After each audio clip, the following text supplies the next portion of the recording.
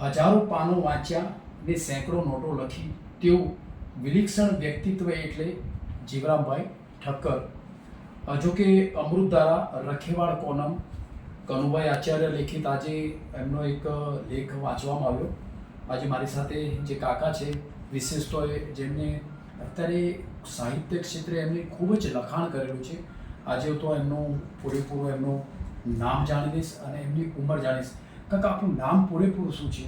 જીવરામભાઈ ભીમજીભાઈ ઠક્કર, અટક પોપટ. પોપટ અટક છે આપની. પોપટ. આપણી અત્યારે ઉંમર કેટલી છે કાકા? મારી ઉંમર 78 વર્ષ. બરાબર.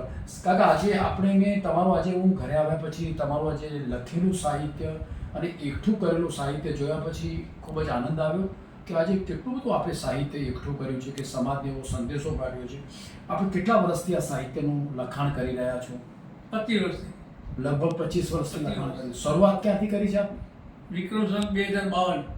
બરાબર.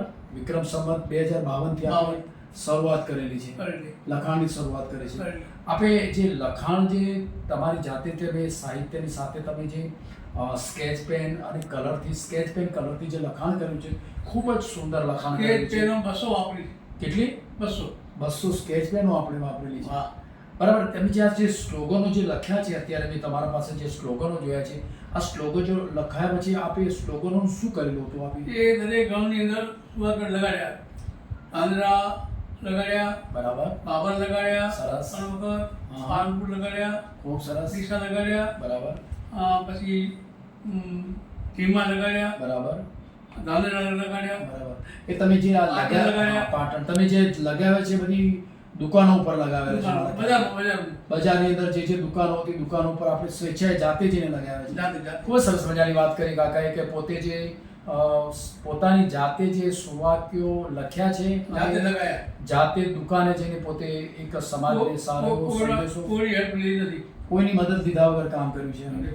ખૂબ જ સરસ મજાનું કાકાએ કામ કર્યું છે કે પોતે પોતાની જાતે જ લગાવ્યા છે.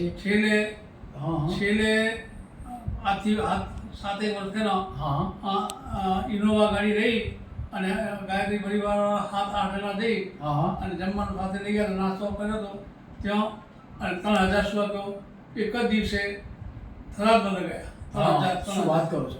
3000. કાકા એવી પણ વાત કરી કે ગાયત્રી પરિષદ સાથે તો પોતે સંકળાયેલા જ હતા પણ ગાયત્રી પરિષદના ભાઈઓ સાથે રહીને પણ એક જ સાથે એ જ ગામની અંદર 3000 જેવા. કયા ગામની અંદર આપની? થરાદ ગામની અંદર એક જ જગ્યાએ 3 જેવા સુવાક્યો બજારની અંદર એ પોતે લગાવેલા હતા. ખૂબ જ આજે એમનું સાહિત્ય જોવા માટે મળ્યું છે. સાથે સાથે આજે સાહિત્યની સાથે સાથે એમનું જે લખાણ જેમણે એકઠું કરેલું સામાયિક પેપરોમાંથી એકઠું કરેલું સાહિત્ય પણ આજે જોવા મળ્યું છે. આજે મારી સાથે કવિરાજ દિનેશભાઈ કવિરાજ સાથે પણ મારે આજે એક આવવાનો વિશેષ મોકો મળે છે. કાકાનું સાહિત્ય જોયા પછી પણ ઘણો બધો સમાજને એક સંદેશા પ્રાપ્ત થાય એવું સાહિત્ય જોવા મળ્યું છે.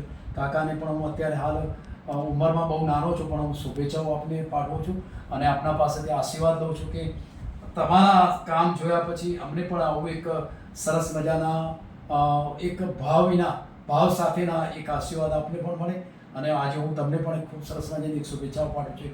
આપણે ખૂબ જ સુંદર કામ કર્યું છે. મોદી જાઓ અંદર આવી જાય. શું વાત કરો છો? અચ્છા, કાકાએ મને એવું પણ વાત કરી છે કે વાંચન વાત કરી છે. દોરંગી આ દુનિયામાં રહેવું હવે આ ગમતું નથી, જીવને ગમતું નથી. ખરેખર નથી ગમતું મને. અચ્છા, ખરેખર મને ગમતું નથી. કપટી જીવોની જાળમાં રમવું હવે ગમતું નથી. ખરેખર નથી ગમતું. બરાબર. દેખાય ને આનંદ સાચો છે, નહીં સમજાય છતો દુઃખી થઈએ છીએ.